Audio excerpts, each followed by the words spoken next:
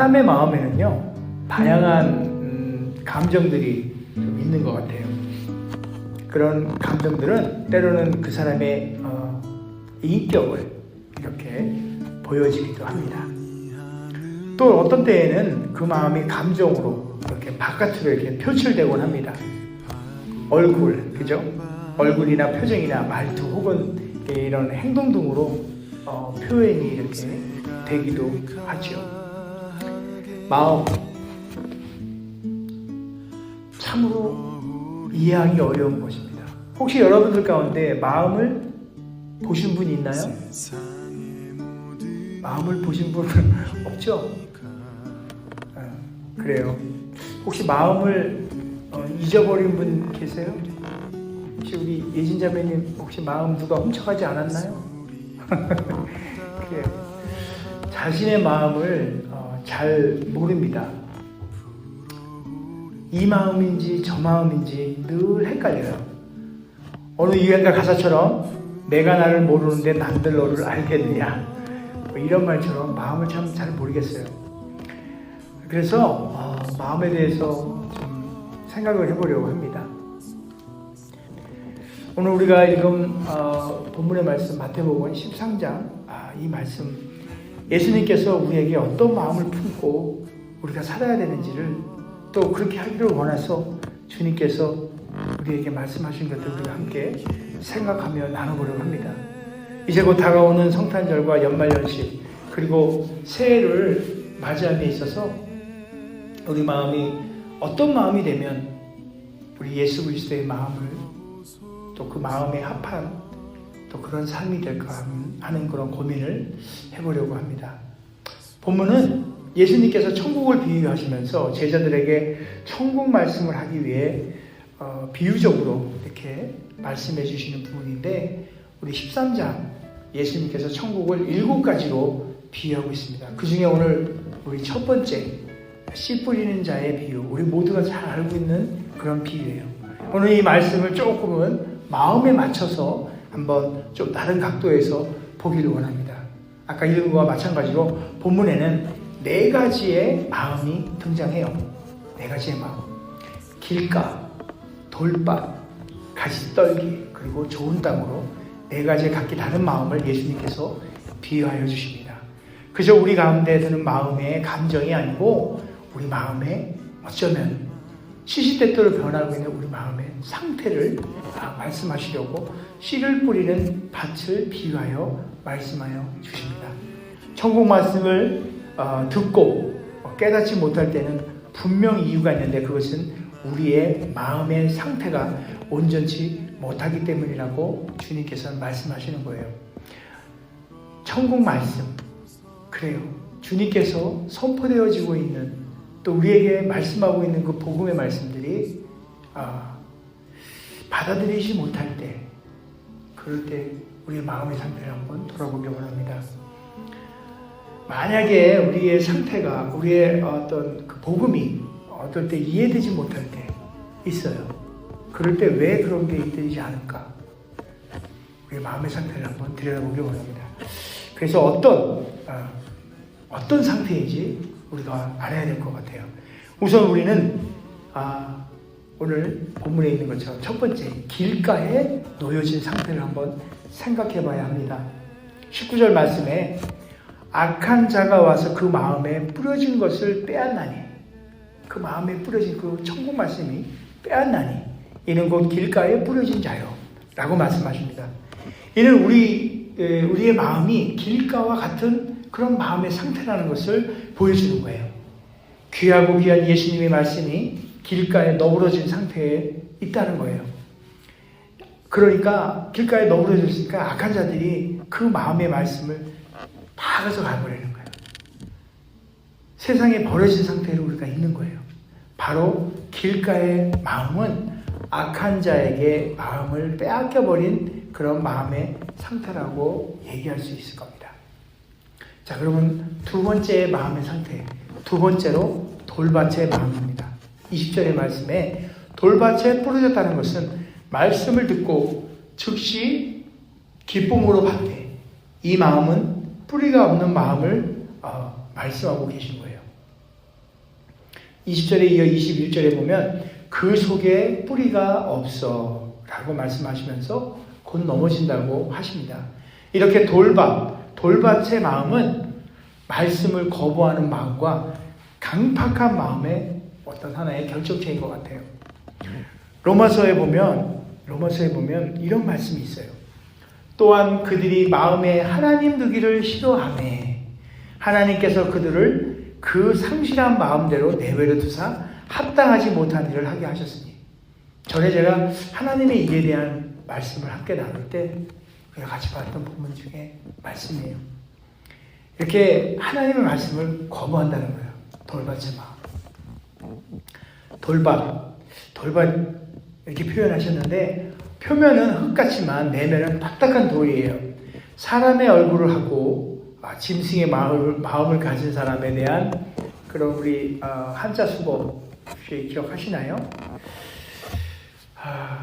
그런 말이 있어요. 그러니까 겉은 좀 멀쩡한데 속에는 조금 악한 마음이 있는 사람들, 이면수십니다. 이런 말 쓰잖아요. 네. 성경에도 그런 비슷한 말이 있어요. 양의 옷을 입고 너희에게 나오나 속에는 노략질하는. 마태복음 7장 15절의 말씀에 예수님께서 이렇게 그런 사람들을 비유하면서 말씀하셨어요. 20절에 보니까 말씀을 듣고 즉시 기쁨으로 받되, 이에 그렇게 받는데 이에 환난과 박해가 있으면 곧 넘어진다고 하는 거예요. 바로 환난과 박해에서 마음의 상태가 강팍한 상태로 변한다는 거예요. 애굽의 여러분 아시죠?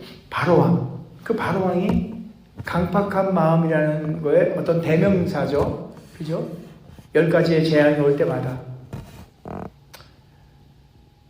모세를 만났을 때 처음에는 그의 말을 듣다가도 또 후에는 또 마음이 바뀌어가지고 다시 강팍한 그 본성으로 되돌아가고 그랬어요. 그 이야기도 잘 알고 있어요. 마음 바탕이 악하거나 굳어있는 사람은 겉으로 아무리 표정 관리를 잘하고 좋은 말을 하더라도 본성이 바뀌지는 않는 것 같아요.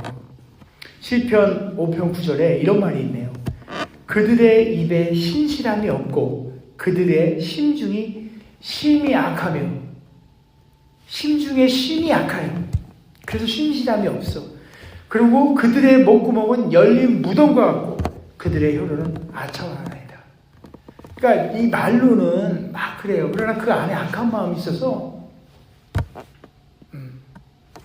다 드러나게 된다는 거예요. 이렇듯 돌밭과 같은 마음의 상태는 말씀을 거부하고 강팍한 마음이 되어서 우리의 삶 가운데 아름다운 열매도 없고 오직 힘들고 어려운 것들만 더해지는 것 같습니다. 처음에는 기쁨으로 봤지만 그 뿌리가 없어서 이내 흔들리고 마는 거예요. 이 비유가 조금 맞을지 모르겠지만 여러분도 경험했을 거예요. 누군가에게 무슨 이야기를 하고 혹여나 우리 자녀들에게 또 혹여나 어떤 이에게 또 직장에서 친구들 간에 얘기를 해주면 듣는 것 같아요. 근데 자기 의견과 다르면 말로는 듣고 하지만 표정에서 보여도 안 듣고 있구나. 제가 아이를 야단칠 때 그런 걸 몇 번 느꼈어요. 우리 아이가 어렸을 때. 그래서 이게 그런 거구나. 그런데 있잖아요. 저는 또 다른 걸 하나 살면서 깨달은 게 뭐냐면 그래도 하나님의 말씀은 또 그것이 옳은 말, 그 말씀은 던져놓으면요 그게 씨앗이 돼서 바뀔 거라는 걸 믿어요. 왜냐하면 제가 그런 사람이에요. 아주 어렸을 적에 아주 꼬마일 때 제가 주일학교를 갑니다. 저희 집은 불교 집안이고 아버지 스님이고 다 이랬는데 10원짜리 하나 들고 그거 하나면 저 왕상탕 이만한 걸 하나 사 먹을 수 있는데도 불구하고 그 10원을 들고 교회를 갔어요. 믿음이 있어서가 아니고요. 거길 가면 너무너무 재밌는 거예요. 노래도 가르쳐주고 율동도 가르쳐주고 또 만화영화도 보여주고 너무너무 재밌는 곳이에요. 또 가면은 제가 막 대장짓하고 막 그랬어요. 너무 좋아. 그런데 그때 만화영화나 그때 전도사님이 들려줬던 이야기나 율동과 찬양들이 보이지 않는 씨앗으로 저 안에 있었고 그 씨앗이 점점 자라서 세월 가운데 지나면서 어느 날 그 복음의 씨앗이 틔워져서 결국에는 목사가 되었어요.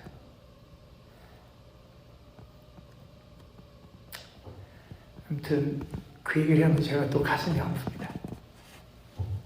제가 그 얘기를 하려고 그런 것은 아니고 이 돌밭과 같은 마음들은요,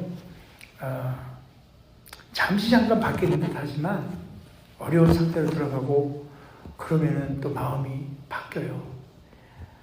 제가 어저께 어제 아침에 두 분의 목사님과 함께 교회 사역에 대해서 이러저런 얘기를 나눴어요. 우리가 목사로서 어떻게 복음을 전하며 살아야 될 것인가에 대한 이런저런 얘기 나누는데 안타까운 일을 한 목사님이 얘기를 하세요. 정말로 친했던 교회 집사님이시고 그랬는데 그래서 그분이 항상 이렇게 만나면 좋은 얘기도 많이 하지만 최고로 많이 얘기했던 게 돈 얘기를 제일 많이 했대요. 돈을 많이 벌어야 된다, 돈이 있어야 된다, 돈 얘기를 그렇게 많이 했대요. 그런데 정말로 믿음이 그 안에 있었는지를 그 목사님은 몰랐는데 어느 날 그분이 병이 들고 돌아가시게 됐어요. 그 돌아가시기 한 3일 전쯤, 3일 전쯤에 그분이 고백하더래요. 진정으로 복음을 받아들여야겠다고. 그 이후로 식구들을 다 불러놓고서 복음을 전했다는 거예요. 그러니까 그런 무슨 얘기를 하고자 했냐면 근데 그 아내가 있었는데 그래서 그분이 돌아가시고 그러고 나서 그분이 장례를 교회에서 치르고 났더니 아내 되는 분이 더 이상 교회를 나오지 않는다는 거예요. 근데 그런 경우가 그분의 교회 목회를 5년을 하시면서 굉장히 많았대요. 7건, 8건 이상 됐나 봐요. 이게 그래요. 우리가 믿음 가운데 살면서 어떤 일이 있냐면은 예를 들어서 어떤 분이 어려운 환경에 처해요. 그러면 얘기해요. 하나님께서 기도하시면 들어주십니다 하고 확신의 마음으로 목사가 얘기할 수밖에 없지 않겠어요? 그죠? 목사뿐만 아니에요. 믿음의 사람들이 그런 얘기 할 수밖에 없잖아요. 그러는데 그 일이 말한 것 같이 되질 않아요. 더러는. 그럴 때 그것을 들었던 사람은 철석같이 믿고 있었는데 하나님이 왜 안 들어주냐 이 정도로 끝나는 게 아니라 하나님은 없어. 이렇게 돌짝밭은 믿음의 그 마음의 상태가 한번 돌아보길 원합니다. 혹여나 우리 가운데 있는지. 이어서 우리 22절을 보면요. 가시떨기에 뿌려졌다는 그 말이 있어요.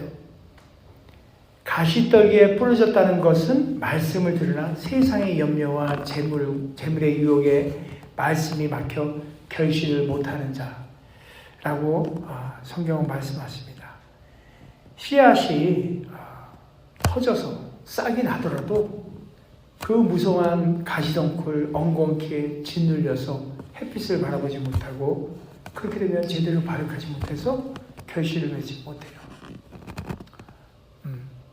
마음이 단순하지 못하면 여러 가지 복잡한 상황 속에서 시달리게 돼요. 그리고 우리 신앙과 우리 믿음은 자라나지 못하는 것 같아요.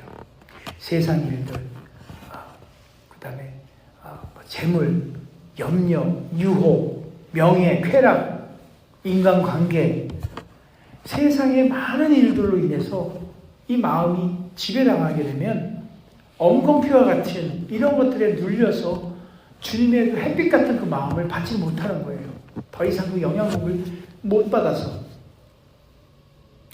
예수님의 마음은 어린아이와 같이 아주 깨끗하고 단순한 마음이어야 돼요. 마음이 혼란하거나 복잡한 사람은 진실을 거짓으로 바꾸거나 모든 것을 부정적으로 바라보는 그런 버릇이 있는 것 같아요. 이렇게 세 번째 말씀하고 있는 가시떨기밭과 같은 마음은 혼란하고 복잡한 마음과 같은 마음으로 복음이 복음으로서의 빛을 발하지 못하는 그런 마음의 상태를 말하는 것 같아요. 자, 이제 마지막으로 말씀하신 그 마음을 한번 보겠습니다. 23절의 말씀이에요. 좋은 땅에 뿌려졌다는 것은 말씀을 듣고 깨닫는 자니 결실을 하여 어떤 곳은 100배, 어떤 곳은 60배, 30배. 돌이나 잡초를 다 추려내고 옥토를 만들듯이 이렇게 개경하는 것. 그것은 회개라는 것을 통해서 마음속에 있는 거짓과 탐심을 다 뿌리째 뽑아내버리는, 그래서 깨끗한 토양으로 만들어내는 작업들이 필요해요. 좋은 땅의 마음은 결실을 맺는 마음이다 라고 표현할 수 있는 건데요. 좋은 땅과 같은 마음, 결실을 맺는 마음을 예수님께서는 가장 좋은 마음의 상태로 오늘 말씀하고 계시는 것 같아요. 그럼 어떻게 하면 좋은 땅, 결실을 맺는 마음을 이룰 수 있을까요?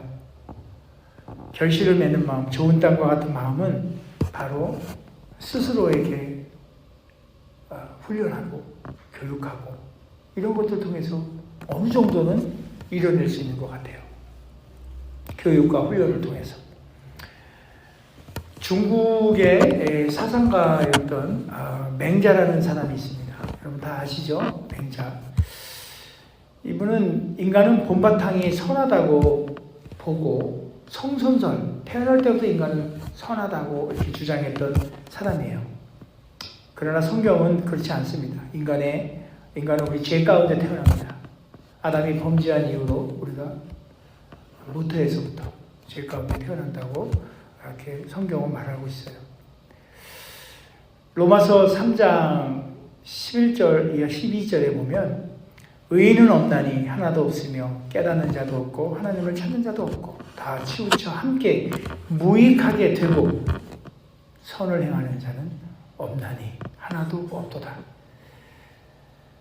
로마서에서 사도 바울이 밝히 말합니다. 사람이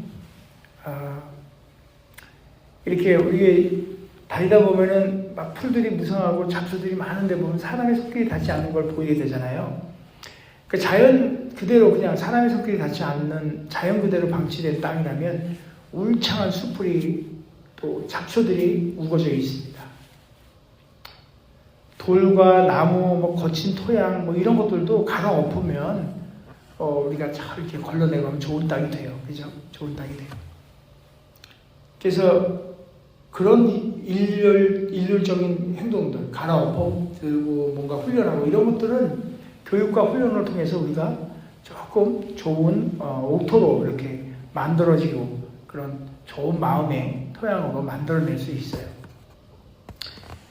그런데 말입니다. 그렇게 좋은 토양으로 만들어지고 개경할 수 있고 하지만 그것을 아름다운 열매를 맺을 수 있도록 해줄 수 있는 결실을 맺기 위해서는 다른 하나가 필요한 것 같아요. 그 비법이 있어요. 그 비법이 뭐냐면 바로 성령입니다. 성령의 역사를 통해서 우리가 갈고 엎었던 이런 그 옥토가 되어가고 있는 이 토양 안에 성령의 역사가 있지 않으면 이 아름다운 열매가 맺지 않는 것 같아요. 그래서 여러분 마음에 나가 길가다, 돌짝밭이다, 뭐 가시덤굴 덩굴이다, 좋은 땅이다 이해를 했어요. 이제 우리가 좋은 땅인 걸, 좋은 마음밭이 되어간다는 걸 알아요. 그러나 아름다운 결실을 맺어야 하기 때문에 성령님의 도우심이 우리는 꼭 필요합니다. 그래서 우리가 기도해야 돼요. 성령 하나님 도우시라. 오늘 우리가 찬양하면서 좌정하사 예수 그리스도여 우리 마음 가운데 좌정하사 우리를 다스리라고 하잖아요. 그런 것 같아요. 성령 하나님이 우리 가운데 오셔서 우리를 다스려서 더 이상 방치해두는 좋은 땅이 아니고 그 좋은 땅에서 결실을 맺어내는 그러한 아름다운 옥토 같은 마음, 바로 그런 마음을 하나님께서는 우리에게 원하시는 거예요. 로마서 1장 16절에 이 복음은 모든 믿는 자에게 구원을 주신 하나님의 능력이 됩니다. 성경은 이런 것들을 성령의 복음의 능력이라고 아주 그냥 강력하게 얘기하고 계세요. 바로 그 성령의 능력인 그 성령 하나님의 운행하심이 우리 가운데 있어야 해요. 그 도움이 우리에게는 반드시 필요합니다. 사도행전 16장을 보면 우리 바울과 실라 이야기를 보게 되는데요. 바울과 실라를 때리고 또 그들의 발에 이 착고, 수갑 같은 거에 발 착고를 채워서 꼼짝 못하게 하고 빌립보 감옥에 가둬놨던 그 간수, 그렇죠? 그 간수에게 그 간수 마음은 뭐 돌짝 뭐 이런 걸 넘어서는 거예요, 그죠? 길가 이런 거 넘어서는 그런 마음 안에 자 이제 성령의 역사가 딱 일어나니까 어떤 일이 생겼냐면 그 간수가 이렇게 고백합니다. 선생들이여, 내가 어떻게 하여야 구원을 받으리이까? 그렇게 하면서 바울의 발 앞에 이렇게 엎드려요. 그렇게 바울과 실라 이들을 잡아서 힘들게 했는데 성령의 능력으로 마음이 녹아지게 되고 개경이 되고 성령의 도움으로 운행함으로 그들이 회개하는 역사가 열매가 주의 앞으로 다가오는 주의 앞에 무릎 꿇고 돌아오는 그 열매가 일어난 거예요. 그래서 좋은 땅으로 우리가 열매를 맺을 수 있는 그런 땅으로 이미 우리는 교육과 훈련과 우리 스스로의 어떤 이런 것들로 해왔지만은 잊지 말아야 해요. 잘 되어 있다고만 될 일이 아니에요. 그렇죠? 마태복음 13장 그 25절 그 이후에 보면은 좋은 씨만 뿌린 밭에 원수가 가라지씨를 덧뿌려 놓기도 한다고 얘기를 해요. 우리 이 얘기를 잘 알 겁니다. 마태복음에 나온 12장에 나온 얘기인데 더러운 귀신이 사람에게 나가서 물 없는 곳으로 돌아다니다가 쉴 곳을 얻지 못하고 전에 나온 집에 그 집 앞에서 기웃거렸더니 집은 깨끗이 청소되었고 또 수리되었지만 주인이 없는지라 저보다 더 악한 귀신 7을 데리고 들어갔더니 그 사람의 나중 형편이 저보다 더욱 심하게 된다. 자, 우리가 이 말씀에서 뭘 생각해 볼 수 있어요? 마음을 개경하고 깨끗하게 하고 청소하고 했는데 거기 안에 성령이 없어. 예수 그리스도가 그 안에 없는 거예요. 이 마음 안에. 그랬더니 깨끗하게 하면서 거라지 빼내고 엉겅퀴 빼내고 온갖 것 세상 근심 다 덜어냈는데 거기에 예수 그리스도가 없으니까 그 나갔던 엉겅퀴 같은 이 사탄 마귀들이 지보다 더한 것들을 데리고 7명은 아니죠. 7놈들을 더 데리고 와가지고 거기 들어온 거예요. 그랬더니 어떻게 돼요? 전보다 더 힘들어지는 거예요. 어려움 가운데 있고 고통 가운데 있는 이런 분들이 교회에 나와서 또 하나님의 말씀을 듣고 뭔가 살아보려고 회개하고 했는데 성령의 역사함이 없고 그러다 보니까 그 안에 예수 그리스도를 모시지 못해서 그 일이 지나가고 났는데 더 큰 일로 우리가 맞는 그런 불행 이런 것들이 주변에 도로도로 일어나는 거예요. 우리 가운데 그런 일이 없기를 바랍니다. 늘 깨어 있어야 합니다. 예수님 여기 계시죠? 예수님 오늘은 여자고 오셨네요? 아니에요. 무슨 이쪽으로 오십시오. 내 욕심, 내가 바라보고 있는 나의 어떤 그런 것들을 통해서 예수님이 여기 가운데 딱 있어야 되는데 걔가 또 막 살아오려니까 예수님께서 슬쩍 이쪽으로 오셔. 깨워 기도하며 말씀을 날마다 보시면 이리로 오신 게 보여. 아이고 예수님 이러면 안 되죠. 이리 오세요. 저와 여러분 꼭 그렇게 되길 바랍니다. 우리 로마서에 사도 바울이 이런 마음을 표현한 게 있어요. 제가 지금 말한 것처럼 항상 두 가지의 마음이 싸워. 바울이 그랬죠. 로마서에서. 그런 것 같아요. 우리의 욕심이나 세상을 살면서 갖는 이런 것들이 항상 있어. 그래가지고 예수님이 여기에 있는데 얘가 그냥 쫙 올라오니까 예수님이 이렇게 빨리 깨우치고 모시고. 정말 우리는 연약하기 이를 데가 없어요. 아주 연약해요. 그래서 날마다 이 안에서 그냥 이런 일이 생기는 거예요. 그래서 아름다운 마음, 그 마음은 바로 예수 그리스도의 마음입니다. 예수 그리스도를 품어온 그 마음이 예수 그리스도의 마음을 가진 자예요. 그리스도의 성품으로 우리가 진짜 새로운 피조물이잖아요. 그리스도의 성품으로 덧입혀진다는 표현을 하는데 저는 이 덧입혀진다는 그 안에 아직 남아있다는 거잖아요. 그래서 저는 덧입혀졌다는 표현보다는 갈아입었다, 벗어버리는 거예요. 사람된 모습들 이거 다 벗어버리고 오로지 그리스도의 성품만이 우리 가운데 있기를 원합니다. 그 마음속에 예수님을 주인으로 모시고 예수님을 우리 인생의 주인으로 모시고 우리 마음 가운데 모시는 사람들은 여러 가지 특징들이 있는데 제가 좀 정리를 해보면 이렇습니다. 하나는 신앙 고백을 하는 그런 신앙 고백을 하는 사람이 예수님을 모시고 사는 사람들의 특징 중에 하나예요. 아시죠? 주는 그리스도시요 살아계신 하나님의 아들이십니다. 누구의 고백이죠? 베드로의 고백입니다. 이렇게 예수님의 마음을 가진 사람은 예수님을 주님으로 모시고 산다는 그런 신앙 고백을 이렇게 하는 분들의 특징이에요. 인생을 살면서도 그렇게 살아가는 것.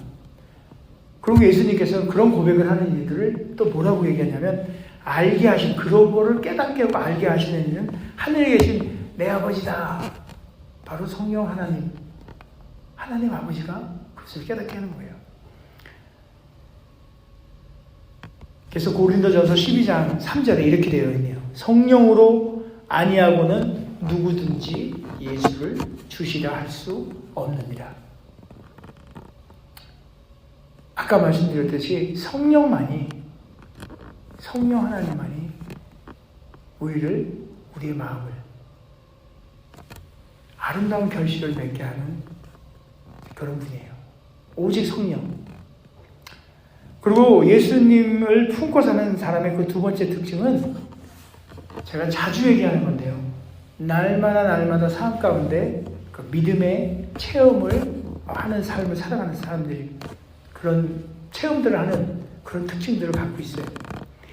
예수 그리스도와 함께 살아가는 사람이 예수님을 품고 사는 사람인데 그러다 보니까 항상 모든 삶에 보는 각도가 예수님의 눈으로 바라보게 되고요.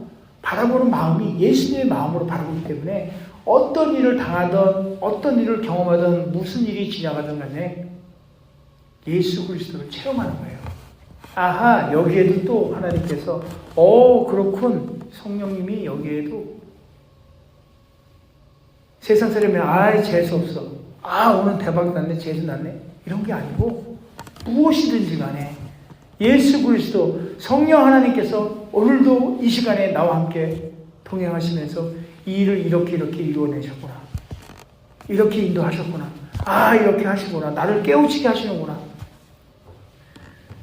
예수님을 품고 사는 사람의 두 번째 특징입니다. 그리고 마지막으로 세 번째,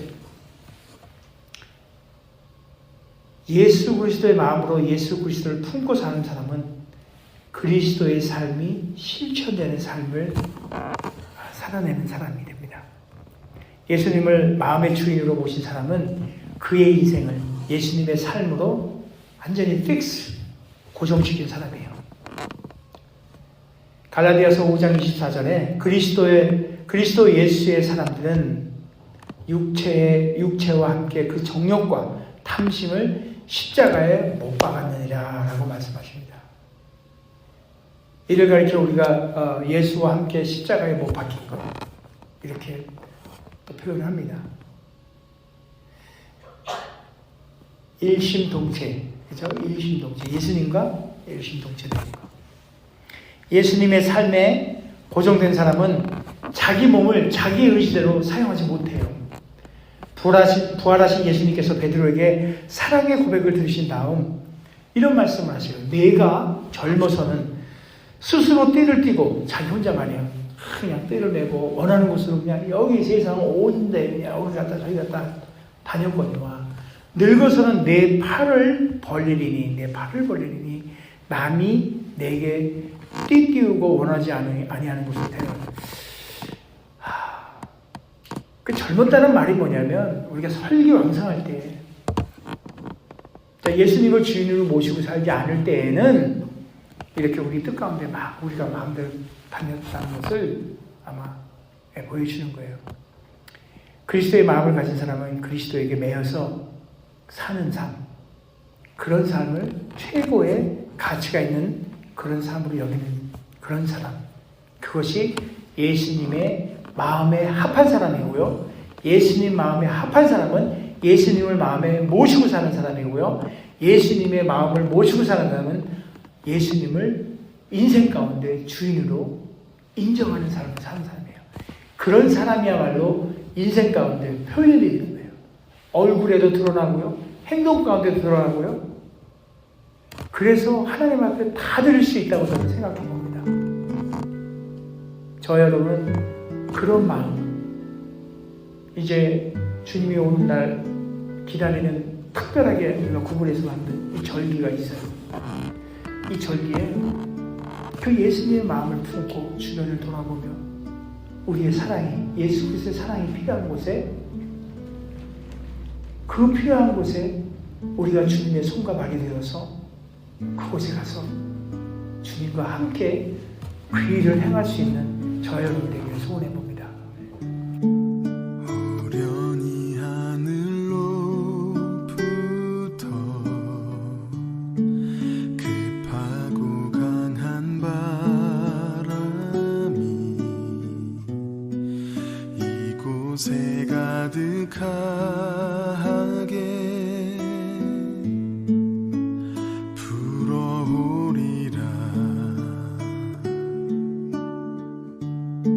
세상의 모든 이가 그 소리를 듣게 되리니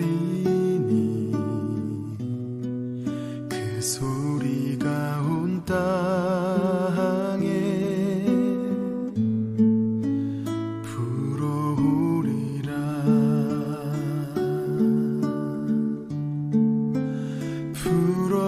불어오소서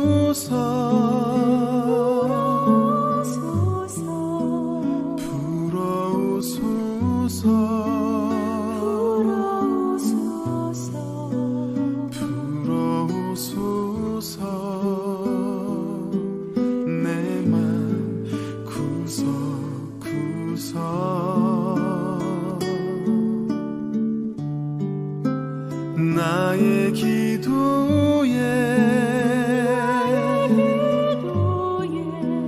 나의 예배에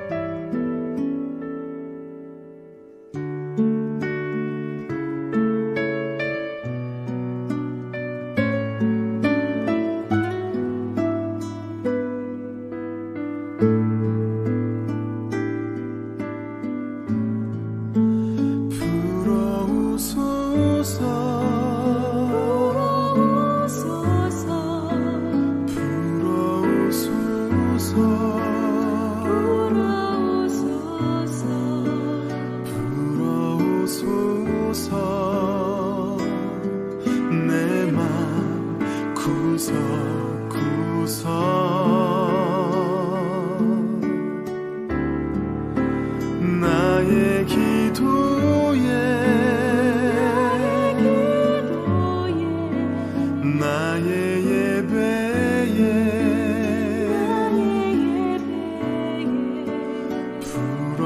불어오소서 성령님 오소서